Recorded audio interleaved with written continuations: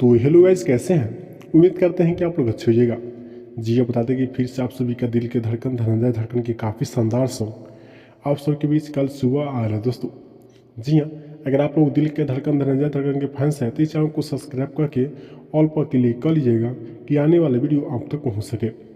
जी हाँ, अगर आप लोग धनंजय धनंजय धड़कन के फैंस हैं तो इस चैनल को सब्सक्राइब कर लीजिएगा दोस्तों।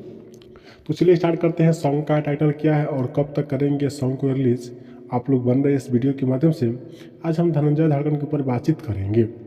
तो बात करें दोस्तों, सॉन्ग का टाइटल है गुलाबी गुलाबी, जो कि सॉन्ग का टाइटल है, जो कि बहुत ही आग लगाने के लिए काफ़ी शानदार सॉन्ग लेके आ रहा है आप लोग का दिल के धड़कन धनंजय धड़कन। जी हाँ, ये सॉन्ग को लिखे हैं मिठू मिसाइल जी। जी हाँ, मिठू मिसाइल जी लिखे हैं। कल सुबह 7 बजे आएगा यह सॉन्ग। जी हाँ, जो कि बहुत ही हाई लेवल का सॉन्ग है, जो कि बहुत ही ब्रांड, ये सॉन्ग को शिल्पी राज और दिल के धड़कन धनंजय धड़कन गाए हैं। तो आएगा तो हम लिंक अपना चैनल के माध्यम से डाल देंगे। तो चलिए मिलते हैं अगला वीडियो में दोस्तों, तब तक के लिए बाय।